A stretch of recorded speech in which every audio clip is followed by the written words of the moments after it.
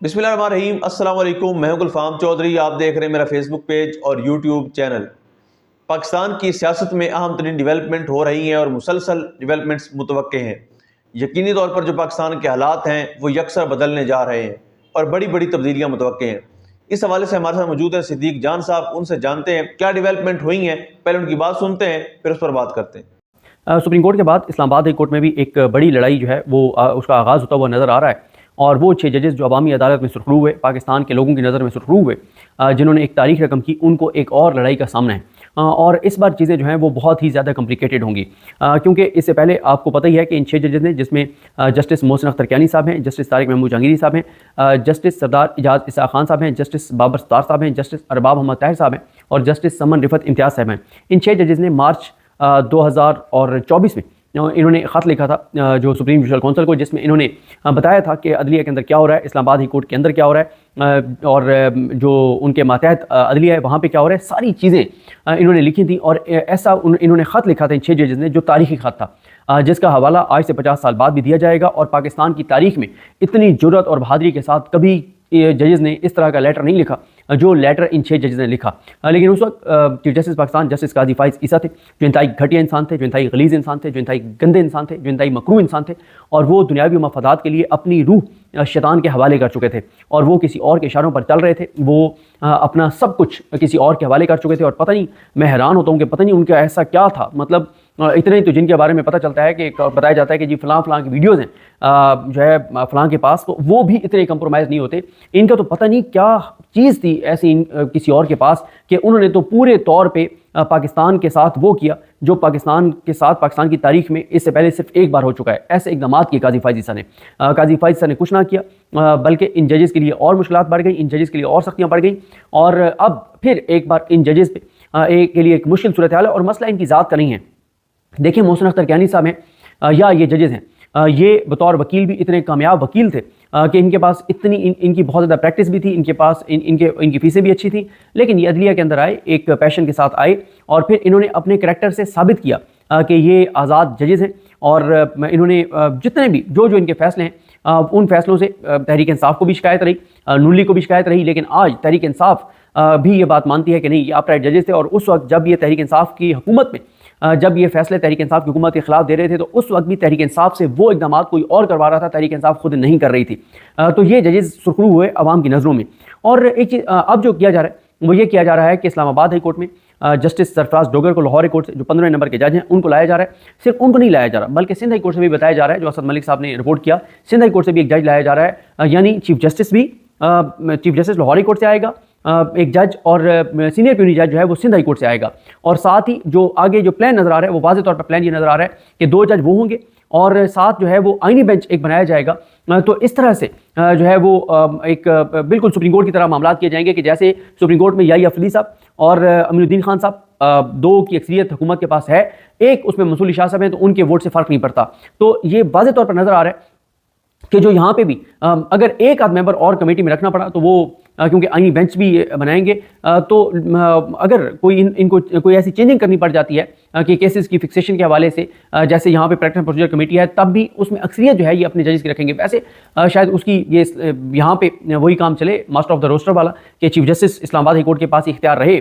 और जो आईनी बेंच ये बनाएंगे, आईनी बेंच इस तरह का बनाएंगे कि अगर ये चीफ जस्टिस वहाँ से लाएंगे सरफराज डोगर साहब को, तो फिर आईनी बेंच के सरबराह भी उनको बनाएंगे। वो होंगे, उनके साथ जो सीनियर प्यूनी होंगे जो सिंध हाई कोर्ट से आएंगे, और 2 और जज जो आईनी बेंच में ये डाल देंगे।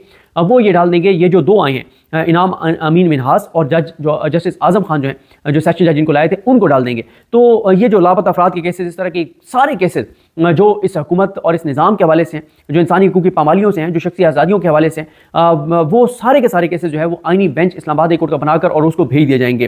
तो अब ये जो जजेस हैं, 6 जजेस, इनके लिए एक मुश्किल सूरत हाल है कि ये क्या करेंगे। देखें, मैंने आपको बताया था कि जिस दिन जस्टिस इनाम अमीन मिनहास और जस्टिस आजम खान, इन दोनों ने हलफ उठाया था, तो उस दिन मैंने आपको जब अहवाल बताया था उस तकरीब बरदारी का, तो मैंने आपको बताया था कि सब वकला जाके इन जजेस से मिल रहे थे और सब आपस में यही बात कर रहे थे कि यार इन जजेस को खड़ा होना चाहिए, कहीं ये जज थक ना जाएं, कहीं ये जज घबरा ना जाएं, क्या कहीं इनका हौसला टूट ना जाए। जो कुछ पिछले 1 साल से यानी पहले भी हो रहा था, लेकिन खत लिखने के बाद जो कुछ इनके साथ हुआ, तो कहीं ऐसा ना हो कि ये हिम्मत हार जाएं और इनकी बस हो जाए और ये मुस्ताफ़ी ना हो जाएं। इस बात की सबसे ज़्यादा फिक्र थी जो वकला थे उनको, और वो इसलिए बार बार जाकर इनको मिल रहे थे, इनको कह रहे थे कि सर आप जो है वो बस आप डटे रहें और आप खड़े रहें। और उम्मीद नज़र आती है इन जजेस की शक्ल में, इन जजेस की सूरत में, कि ऐसे आज़ाद जजेस पाकिस्तान के अदलिया में मौजूद हैं। और बैरिस्टर साद रसूल साहब बड़ी एक ज़बरदस्त बात करते हैं। वो कहते हैं कि जब भी इस 26वीं आईनी तरमीम की कहानी ख़त्म होगी, 6 माह बाद हो, 8 माह बाद हो, साल बाद हो, जब भी इस 26वीं आईनी तरमीम की कहानी ख़त्म होगी तो ऐसे आज़ाद जजेस चाहिए होंगे, क्योंकि जितने जजेस 26वीं आईनी तरमीम के तहत आए होंगे तो इंशाल्लाह वो सारे तो घरों को जाएंगे, ज़रूर जाएंगे, क्योंकि इसके बगैर पाकिस्तान आगे बढ़ नहीं सकता। और फिर कभी कभी इस बात को यहाँ पर कंप्लीट कर लूँ कि साद रसूल साहब ये कहते हैं कि तब हमें उन जजेस की ज़रूरत होगी जो जजेस मौजूद हों अदलिया में, और जो फिर जो घटिया फैसले हों इस दौरान, जो ये चाबी वाले खिलौने जजेस जो भर्ती किए जाएं 26वीं आईनी तरमीम के तहत, जो वो खिलवाड़ आइन के साथ, कानून के साथ और अदालती फैसलों के जरिए करके जाएं, तो उसको बदलना भी होगा। तो उस वक्त ज़रूरी होगा कि आज़ाद जजेस मोहसिन अख्तर कियानी साहब जैसे, मियां गुल हसन औरंगज़ेब साहब जैसे, तारिक महमूद जहांगीरी साहब जैसे, अरबाब मोहम्मद ताहिर साहब जैसे, बाबर सत्तार साहब जैसे, सरदार इजाज खान साहब जैसे और समन रिफत इम्तियाज साहिबा जैसे ऐसे जजेस जरूर चाहिए होंगे सुप्रीम कोर्ट में। आयशा मलिक साहिबा जैसे, मंसूरी शाह साहब जैसे, मुनीब अख्तर साहब जैसे, और इस तरह के जजेस जो हैं, शाहिद वहीद साहब जैसे, अतर मिर्ला साहब जैसे, ये जजेस, मलिक शहजाद अहमद खान साहब जैसे, अकील अब्बासी साहब जैसे, ये जजेस आपको चाहिए होंगे, क्योंकि वो जितना खिलवाड़ इन्होंने किया होगा चाबी वाले खिलौने ने या मुख्तलिफ जो बेंचेस बना के जिनसे ये करवाया जाएगा, तो वो सारी चीज़ें आपको बदलनी होंगी। और ये जजेस ज़रूर जो 26वीं आईनी तरमीम के तहत आए हैं, इनको जाना होगा घर, अदलिया के जरिए नहीं जाएंगे, कोई मसला नहीं है। जब 26वीं आईनी तरमीम बदलेगी, क्योंकि देखें जो मौजूदा सूरत हाल है इसके तहत तो मुल्क नहीं चल सकता। आप 4 माह बाद चला लेंगे, 6 माह चला लेंगे, 8 माह चला लेंगे, साल चला लेंगे, अल्टीमेटली अवाम की नुमाइंदा हुकूमत आएगी तो चीज़ें आगे बढ़ेंगी। और जब भी अवाम की नुमाइंदा हुकूमत आएगी तो वो सबसे पहले आके जो काम करेगी वो 26वीं आईनी तरमीम को ख़त्म करेगी।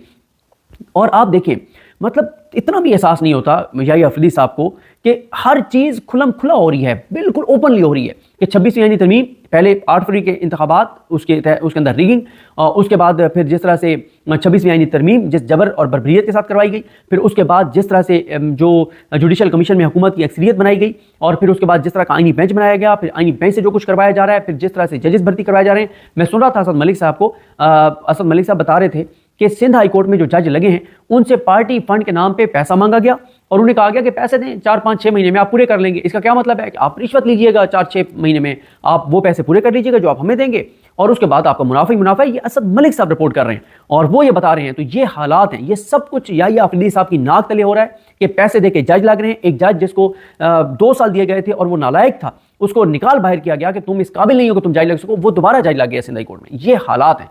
और यहाँ पे आप देख लें, हर चीज़ मैं आपको बता रहा हूँ कि इस हद तक खुल के हो रही है कि जरा भी उनको परेशानी नहीं है कि 25 करोड़ का मुल्क है, कोई वो कहते हैं हमें पूछने वाला नहीं है। ऊपर याहिया अफरीदी साहब बैठे हैं, अमीनुद्दीन खान साहब बैठे हैं, नीचे आमिर फारूक साहब बैठे हैं, उधर आलिया नीलम साहब बैठी हैं, कि इस हद तक ओपनली चीज़ें हो रही हैं कि 2 जज लाए गए इस्लामाबाद हाई कोर्ट में, और उन 9वें और 10वें नंबर के जज के पास जो है वो इमरान खान के केसेस लगाए जा रहे हैं। उन्हीं में से एक जज को डीबी में बिठा लिया आमिर फारूक साहब ने अपने पास, अलकादिर के मोस्ट प्रोबेबली उनके पास जाएगा, इद्दत केस भेज दिया जस्टिस आजम खान के पास, वहाँ पे क्रेडिट जाता है शोएब शाहीन साहब को और न्याजुल्लाह न्याजी साहब को। जी बिल्कुल, जिस तरह से आपने सिद्दीक जान साहब को सुना कि आइंदा आने वाला जो हफ्ता है, ये चंद दिन है, ये पाकिस्तान की सियासत में कितने अहम हैं और इसमें जो पाकिस्तान की सियासत है उसमें कितनी बड़ी तब्दीलियां मुतवक्के हैं। अल्लाह पाक वतन अजीज़ का हामी व नासिर हो। पाकिस्तान जिंदाबाद।